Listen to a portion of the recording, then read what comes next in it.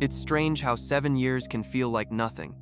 A few jobs, a relationship, the apartment you swore was temporary, the friend you meant to call back, the gym membership you'll restart next month. Then one day you're standing in a grocery store aisle, or sitting in traffic, or staring at a ceiling at 2 a.m., and it hits you that the version of yourself from 7 years ago thought you'd be somewhere completely different by now. Not richer, not famous, just further ahead. You thought there would be more room, more savings, more certainty, more evidence that everything was working. Instead, there's just life. Paychecks arriving, bills leaving, months disappearing. You keep telling yourself you'll get serious once things calm down. After the next raise, after the move, after the debt, after the wedding, after the kids, after the emergency, after this month. Then 7 years are gone. The market doesn't care why you waited. It doesn't care that you were trying. It doesn't care that life was expensive. It only records when you arrived. An 18-year-old who starts with almost nothing can end up with more than a 35-year-old who finally feels ready. Not because they're smarter, not because they earn more, because time was working for one of them and waiting was working against the other. Tonight, you're going to live 4 versions of the same life, same person, same country, same ordinary problems. The only difference is the age they start. And by the end, you'll see why one decision made on an ordinary day can quietly become the most expensive choice of your entire life. Level 1. You're 18. It's 8:51 a.m. on a Saturday in October, and you're in the shirt you slept in, sitting at the kitchen table with a laptop that takes 3 minutes to load, and there's a mug on the counter, your dad's old one, white with a faded blue stripe around the middle, the handle chipped on the inside where you can't see it unless you're the one holding it. And it's full of coffee your mom made before she left for her shift at the hospital laundry, the job she's had for 11 years that pays $34,000 and has never once offered her a 401k. You have $312 in your checking account. Friday's paycheck from the grocery store, $203 after taxes, cleared last night. You owe Marcus $60 from the pizza last weekend. You need a new pair of work shoes because yours are splitting at the toe. After that, you'll have something like $180, maybe less, and the word invest lives in a different country entirely. A country where people have enough left over to put somewhere, and you have not yet been issued a passport. So you don't. You close the laptop after 11 minutes because there's nothing on it that matters, and you ride your bike to work, and the shoes hold for another week, and the $312 becomes $180, becomes $94, becomes the next paycheck. This is not a failure. You were 18. Nobody showed you. The people in your kitchen were doing everything they knew how to do, and what they knew how to do was survive the month, which is its own kind of expertise, earned hard. But it leaves a gap, a specific gap, a measurable one, where the other knowledge was supposed to go. Here's what's happening while you're at work on that Saturday, while you're bagging produce and occasionally mopping what falls. Somewhere in Raleigh, a kid named Jordan just turned 18 last month, and his uncle sat him down at a kitchen table 3 weeks ago and showed him a single number on a phone calculator. His uncle didn't explain the market, didn't explain indexes or expense ratios or anything that sounds like a class you'd have to pay to take. He showed him one number.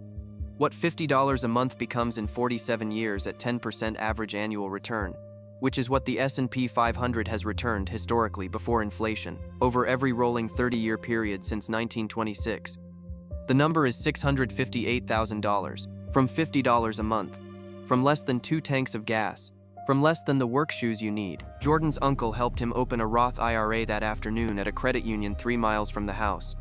Jordan put in $50, set it to automatic. He went home and played video games and did not think about it again for 6 months. He didn't feel the $50 leave. That's the part nobody tells you.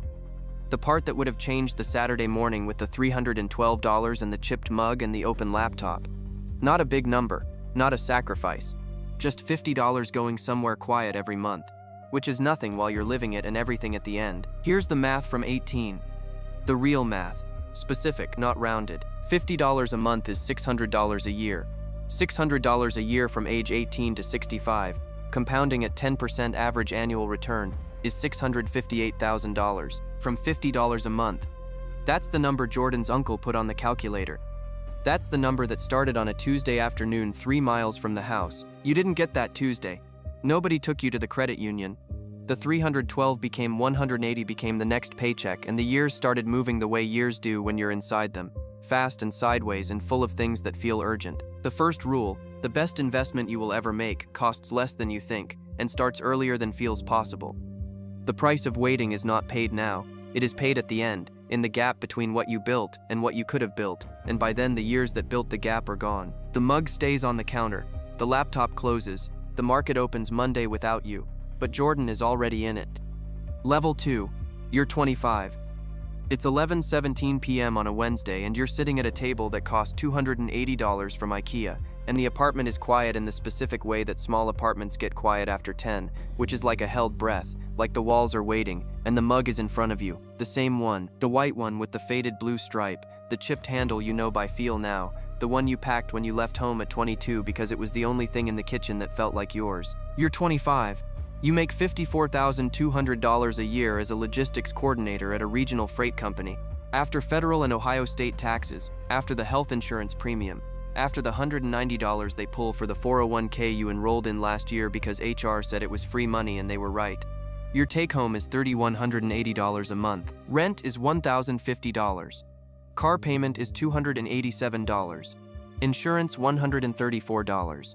Utilities average $110. Groceries $280. Gas $90. And then $120 that goes to your mom when she asks, because she asks maybe once a month now and you can't say no to her and you have never tried. That leaves $909. Out of $909, you spend some of it on things that feel necessary and some on things that feel good and some on things that are neither but happen anyway. And at the end of the month you have $180 left. Sometimes $240. Once in February, $341, and you felt like you'd gotten away with something. You have the Roth IRA app downloaded. You've had it downloaded for 7 months. You got as far as the screen that asks for your routing number once, and then Marcus called about the thing with his car and you closed it and the 7 months went by. The way months go when they're full of things that feel more immediate than a retirement account that isn't even late yet. You tell yourself, because 25 isn't late, 25 is early, people don't start until their 30s.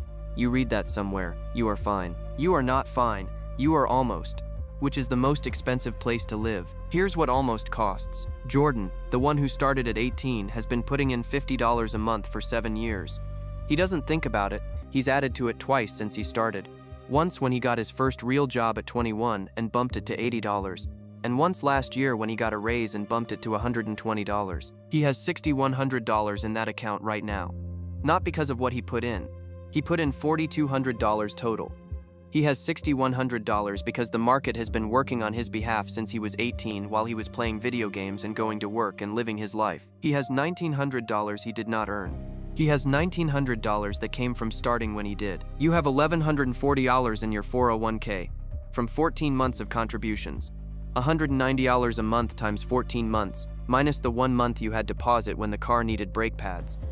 It's not nothing, but it's not the same. Here's the gap at 25. If you start now, tonight, this Wednesday at 11:17 p.m., with $80 a month, and Jordan keeps going with his $120, and you both run to 65 at 10% average return, Jordan ends with $1.1 million because he increased his contributions and because he had 7 years on you. You end with $430,000 from $80 a month starting tonight. The gap is $670,000, built entirely out of 7 years of almost. You set the mug down. The chip on the handle is more pronounced now than it was when you packed it. You've run it through the dishwasher probably 600 times. The blue stripe is fading at the top. You should replace it. You don't, for the same reason you haven't replaced the work shoes since you were 18, which is that some things become yours through use and a new one would just be an object. There is a thing you have not told Marcus. Marcus thinks your 401k is healthy. You mentioned it once in a way that wasn't a lie exactly, but was arranged so that he wouldn't ask a follow-up. And he didn't ask a follow-up. And now the arrangement has been running for 8 months and the gap between what he thinks and what's true has gotten wide enough that correcting it would require explaining why you let it get wide, which is its own conversation. You pick up your phone. The finance folder is right there. The app is between the budgeting app you stopped using in March and a parking app for a city you visited once. You open it, the routing number screen comes up and you start to type and then you stop. Not because of a call this time, not because of anything external, just the familiar resistance, the same one that closed it 7 months ago, the feeling that this is a decision that deserves more preparation, more certainty, a better month, a month when $80 feels like less. You sit with the resistance for a moment. The apartment holds its breath around you. The mug is on the table. You type the number. You go all the way through. You put in $80 a month, not $50, not $120, $80. which is the number you have on a Wednesday night when the apartment is quiet and you are 25 years and 4 months old and you have been almost long enough. You set it to automatic. You close the app. You don't feel the shift. There's no feeling, just the quiet apartment and the mug and the fact that tomorrow morning $80 is going somewhere it's never been before, and it will keep going there, quietly, on the first of every month, while you're at work and sleeping and worrying about other things. The second rule: the account doesn't need you to feel ready. It needs you to start. Ready is a feeling. Starting is a fact. Only one of them compounds. Level 3. You're 35. It's 6:19 a.m. on a Thursday, and Avery is already up because she is always already up, standing at the kitchen counter in the shirt she slept in, telling you about a dream that involved a horse and a school bus, and her teacher Mrs. Patterson, who she loves with the specific intensity that 6-year-olds love teachers, which is total and uncomplicated and a little heartbreaking because you know it doesn't last. And you're pouring cereal and half listening and half doing the math you do every morning now, the involuntary math. The math that runs in the background of everything like a process you can't close. The mug is in your hand, the white one with the faded blue stripe. You've had it 17 years now. The chip on the handle has worn smooth from your thumb, finding the same place every morning.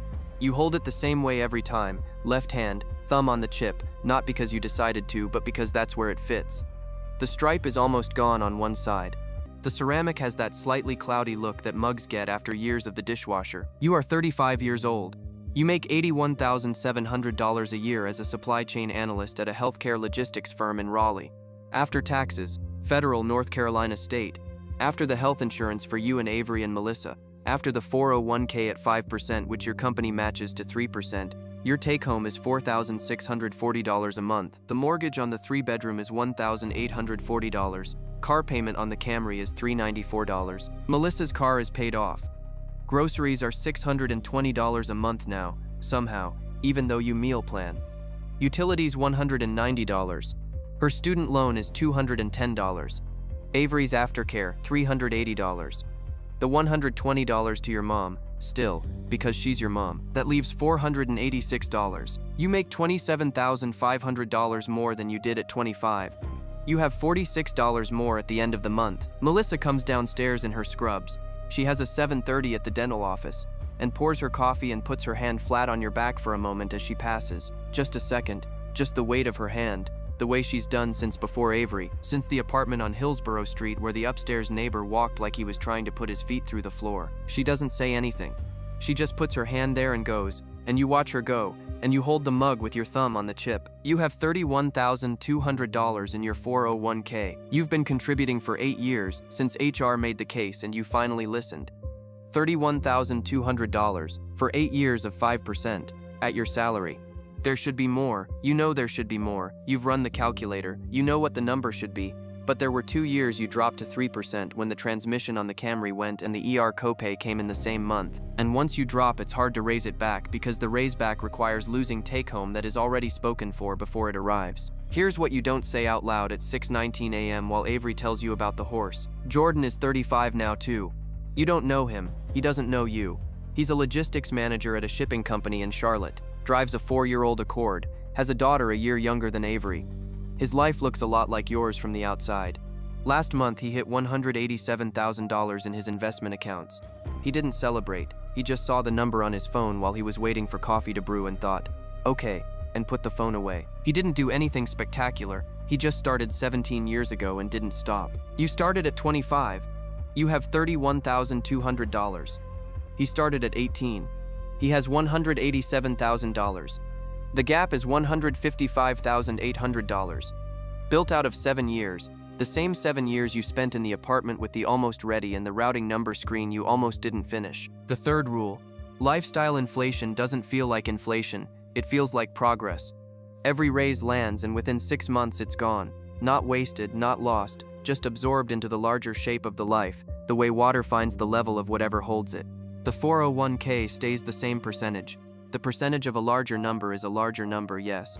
But the life inflates around it and the end number stays small relative to the years. Avery stops talking about the horse and asks for orange juice and you get it for her and you stand at the counter in the kitchen that costs $1.840 a month and you look at the mug and you think about the Saturday morning in Columbus when it was on the counter full of your mom's coffee and you were 18 and the laptop was loading and the $312 was in the account and the whole thing was open. There is something you have not told Melissa. Not a big thing. Not a betrayal. but a quiet one. You told her the 401k was on track when she asked in 2021. You used those words, on track, because you believed them when you said them, or you believed them enough, or you needed them to be true in the moment, and so you said them as if saying them would make them so. She nodded and you moved on to the other thing you were talking about, and on track has been the operating assumption of your joint financial life since then, and it is not accurate, and you know it, and she doesn't know you know it, which is its own kind of silence. You'll tell her. You've been going to tell her. Very finishes her juice. Melissa calls goodbye from the door. You hear the car start. You pick up your phone. You open the HR portal. You have 60 seconds before you need to wake Avery's brother. You find the 401k contribution setting. You change it from 5% to 11%. Your take-home drops $338 a month. You will feel it. You will figure it out. You close the portal. You refill the mug. The fourth rule. The floor isn't a single dramatic moment. It's a Thursday at 6:19 a.m. with cereal on the counter and a mug you've had for 17 years and 60 seconds on a phone before the kid needs to wake up. The floor looks like your regular life. You make the choice inside it anyway. Level 4. You're 50. It's 2:11 a.m. The house is quiet in the way that houses get quiet when everyone in them is asleep except you. Not silent, but still. The refrigerator running and the heat cycling and the particular settling sounds of a house that's been standing in Louisville, Kentucky for 31 years, and you've lived in it for 9 of those years, and you know it sounds the way you know the chip on the mug handle, by feel, without having to look. The mug is on the table. It shouldn't still exist. You have broken 2 mugs in the 9 years in this house and replaced 3 others, and the dishwasher warped the plastic handle of the travel mug Melissa got you for Christmas and you threw that one away. But this one, the white one, the faded stripe, the chip that your thumb finds in the dark, this one keeps surviving. The stripe is almost completely gone on the top half. The ceramic is cloudy. If you found it at a thrift store, you would not buy it. It is the most used thing you own. The laptop is open to a retirement calculator. You've been sitting here since 1:44 a.m. You're on the 4th run of the same numbers because the first 3 times felt wrong and the 4th time confirmed they were right. You are 50 years old. You make $94,300 as a project manager at a healthcare logistics firm. After everything, taxes, insurance, the 11% you've been contributing to the 401k since you raised it at 35, your take-home is $4,890 a month. The mortgage has 8 years left. Daniela starts college in 22 months. Marcus Jr. is 12 and won't stop growing out of shoes. You have $141,000 in your 401k. That is 15 years of contributions, including the 8 years at 5% and the 7 years since you raised it to 11% and 2 raises and 1 bonus year. $141,000. You've run the calculation enough times now to know that someone who started at 18 with $50 a month and never stopped would have $487,000 right now at 50. Someone who started at 25 would have around $210,000. You have $141,000. You started for real at 35. In the kitchen, 60 seconds before you had to wake your son. It is not enough. You know it is not enough the same way you know the sounds of this house. Not by looking it up, but by being inside it long enough that the knowledge stopped being information and became atmosphere. Here's the number the calculator is showing you. You are 50. The maximum 401k contribution for someone your age is $30,500. The standard limit plus the catch-up contribution that the IRS allows after 50. If you contribute the full $30,500 every year for 15 years, which you cannot do on your current take-home, not with the mortgage and Daniela's tuition coming, but follow the math, and you earn 7% average return, total, somewhere around $620,000. At a 4% withdrawal rate, $620,000 generates $24,800 a year, $2,066 a month, plus Social Security, which at your income history projects to roughly $2,100 a month at full retirement age, $4,166 a month, before tax. The mortgage will be gone, the kids will be grown. It is a life. It is not the life the 18-year-old in the Columbus kitchen had available to him on the Saturday with the $312 and the open laptop. But it is a life. You sit with that. The refrigerator cycles off and the house gets quieter and you hold the mug. No coffee in it now. You poured it out an hour ago. Just the habit of holding it. The thumb finding the chip. And you sit with the number. There is something you have not told Melissa. Not the number. She knows the number, or close to it. But the history of the number. The Wednesday at 25 when you sat with the resistance for a moment before you typed the routing number through. The Saturday at 18 when the laptop was loading and you closed it and rode your bike to work instead. The operating assumption of on track that you let run for 2 years before you corrected it. She doesn't know that you've been doing this, the middle of the night accounting, the running of numbers you already know, for 3 years now. That every time you land on the final number you close the laptop and go to bed and wake up and don't mention it. She puts her hand on your back and she doesn't know that the hand lands on someone who is carrying this at 2 a.m. more often than she knows. You are going to tell her, not tonight, but this week, the actual number, the actual history. Not because it will change the math, it won't, but because the silence has gotten heavy enough that it costs something every night. And what it costs is the kind of rest you used to get before you started knowing things you weren't sharing. The fifth rule: the silence doesn't protect anyone. It just means you carry the weight alone in the dark, and the weight doesn't get lighter from being held quietly. It gets heavier. Here is what you do at 2:11 a.m. in Louisville, Kentucky, on a Wednesday in November, with 15 years until 65, and a mug with no coffee and a calculator that has shown you the same number 4 times. You open the HR portal. You are already contributing 11%. You raise it to 19%. Your take-home drops $680 a month. You don't know yet how you'll absorb it. You'll figure it out in the morning, in the light, with Melissa. But you make the change now, while the number is still on the screen, before you close the laptop and go to bed and wake up in daylight when the urgency will have faded to its usual low hum. The change posts immediately. 2:19 a.m. You close the laptop. You sit in the dark with the mug for another minute. The house settles around you. The heat cycles on. Marcus Jr.'s door is cracked the way he still likes it even at 12, and there's a thin stripe of nightlight yellow from the hallway across the kitchen floor. You set the mug down on the table. You've had it 32 years. It came from your mother's kitchen. It was full of coffee she made before she left for her shift when you were 18 and $312 was in the account and the laptop was loading and the whole thing was open. You go to bed. In the morning you will tell Melissa. Not everything, but enough. The number, the plan, the change you made while the house was asleep. She will put her hand on your back. It will cost you something. The years, the silence, the Saturday morning and all the mornings after it.